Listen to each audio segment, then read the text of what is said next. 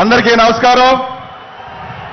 ఈ రోజున మన బాపట్ల పార్లమెంట్ మేదనమెట్లలో సిద్ధం సభ ఏర్పాటు చేసిన పెద్దలందరికీ మరీ ముఖ్యంగా జగనన్నకు ధన్యవాదాలు తెలుపుతూ, ఈ రోజున మనం ఇంతవరకు 3 సభలు చూశాం.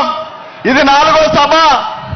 మొదటి సభ మొదలైనప్పుడు ప్రత్యర్థుల గుండెల్లో రైళ్లు పరిగెత్తి చంద్రబాబు నాయుడు, పవన్ కళ్యాణ్ అనే వ్యక్తులు వాటేసుకుని ఒకళ్ళొకరు భయపడిన సందర్భాలు మనందరం కూడా చూశాం. దాని తర్వాత మరి ఏలూరు సభ చూసి రకరకాల భయాలకు ఆందోళనకు గురైన వ్యక్తులు, ప్రతిపక్ష నాయకులను మనం చూశాం. ఇక రాప్తాడు సభ తర్వాత అయితే ఖచ్చితంగా దొంగలందరూ ఏకమయ్యారు. ఇక సిద్ధం సభ మేదనమెట్లలో స్టార్ట్ అయ్యే సందర్భానికి నిన్న మన చంద్రబాబు నాయుడు కావచ్చు, పవన్ కళ్యాణ్ కావచ్చు, అదేవిధంగా బీజేపీ కావచ్చు, వీళ్ళందరూ కూడా 3 పార్టీలు ఏకమయ్యాయి. వాస్తవానికి వాళ్ళకి 3 పార్టీలు 3 అంక ఎలా కలిసి వచ్చిందో మనందరం. ఏది ఏమైనప్పటికీ కూడా జగన్మోహన్ రెడ్డి గారు సింగిల్ గా వస్తారు, సింగిల్ గానే తలపడతారు. 2024లో ఈ రాష్ట్రం అంతా కూడా వైఎస్ జగన్మోహన్ రెడ్డి అనే నేను అనే పేరు కోసం, ఆ శబ్దం కోసం పనిచేస్తా ఉన్నారు. ఇవాళ ఇంత పెద్ద ఎత్తున జనం వచ్చారంటే జగనన్న చేసిన మేలు మాత్రమే ఒక్కసారి మీరందరూ పరిశీలించాల్సిన అవసరం ఉంది. ఇవాళ మన పిల్లలు చదువుకుంటా ఉన్నారు. ఎన్నడూ లేని విధంగా ఇంగ్లీష్ మీడియం చదువుతూ ఉన్నారు. ఇంగ్లీష్ మీడియం చదివి మన పిల్లలు కూడా ఐక్యరాజ్య సమితిలో మాట్లాడుతున్న సందర్భాలు మనం చాలా చూసాం.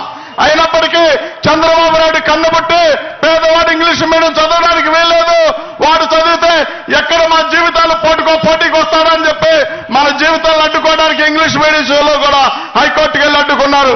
అదేవిధంగా పేదవాడికి మరి ఇళ్ల స్థలాలు ఇస్తా ఉంటే, ఎస్సీలకి, బీసీలకి, మైనార్టీలకి ఇళ్ల స్థలాలు ఇస్తా ఉంటే ఇవ్వడానికి వీల్లేదు.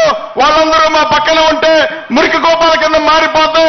కాబట్టి ఇది చంద్రబాబు నాయుడు కుల రాజధాని, ఇందులో ఎవడో ఉండడానికి వీల్లేదనే విధంగా మరి రాజధాని ప్రాంతంలో కూడా మనం ఉండడానికి ఇష్టపడలేదు చంద్రబాబు నాయుడు అనే వ్యక్తి. మీరు ఒక్కసారి గమనించండి. మరి మన పేదరికం తెలిసిన వ్యక్తి జగన్మోహన్ రెడ్డి గారు, మన ఆకలి కేకలు తెలిసిన వ్యక్తి జగన్మోహన్ రెడ్డి గారు మనల్ని అందరూ ఎక్కించాలని అనేక రకాలుగా పాలన కొనసాగిస్తూ ఇవాళ ప్రతి పేదవారికి సంక్షేమ పాలన అందిస్తూ ఉన్నారు.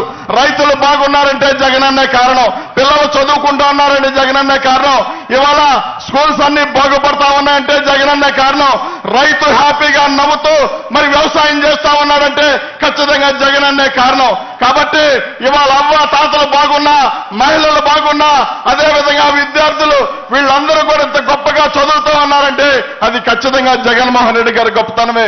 మీరందరూ కూడా గమనించండి. ఒకసారి చంద్రబాబు నాయుడు గనక మనం తీసుకువస్తే ఖచ్చితంగా మన జీవితాలతో ఆడుకుంటాడు. మన సర్వనాశనం చేసేదాకా చంద్రబాబు నాయుడు అనే వ్యక్తి నిద్రపాడు. మన జీవితాల్లో ఎలుగులు నింపిన వ్యక్తి ఎవరైనా ఉన్నారంటే ఖచ్చితంగా జగన్మోహన్ రెడ్డి గారు మాత్రమే.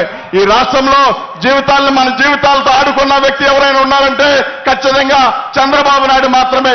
ఒక్కసారి గమనించండి మీరందరూ కూడా. ఈ రాష్ట్రంలో ఇంత గొప్ప పాలన జరుగుతా ఉంటే ఈ పాలన దించుతామని ఒకడు, ఈ పాలన లేకుండా చేస్తామని ఒకడు కోట్ల బద్దలు కొడతామని మాట్లాడుతా ఉన్నారు. నిజంగా చెప్పండి, మీకంత దమ్ము ధైర్యం ఉంటే, జగన్మోహన్ రెడ్డి గారిని సింగిల్ గా కొట్టే దమ్మే ఉంటే మీరందరూ కలిసి రావాల్సిన అవసరం ఏమొచ్చిందో సమాధానం చెప్పాల్సిన అవసరం ఉంది. ఈ రాష్ట్రానికి ఏకైక మొనగాడు, ఈ రాష్ట్రాన్ని బాగు చేసే మొనగాడు, ఈ రాష్ట్రంలో ఏకంగా ఒకే ఒక్కడిగా పాలన కొనసాగిస్తూ ఒకే ఒక్కడిగా మీ అందరినీ ఢీకొట్టడానికి సిద్ధమైన వ్యక్తి ఎవరైనా ఉన్నారంటే అది ఖచ్చితంగా జగన్మోహన్ రెడ్డి గారు మాత్రమే.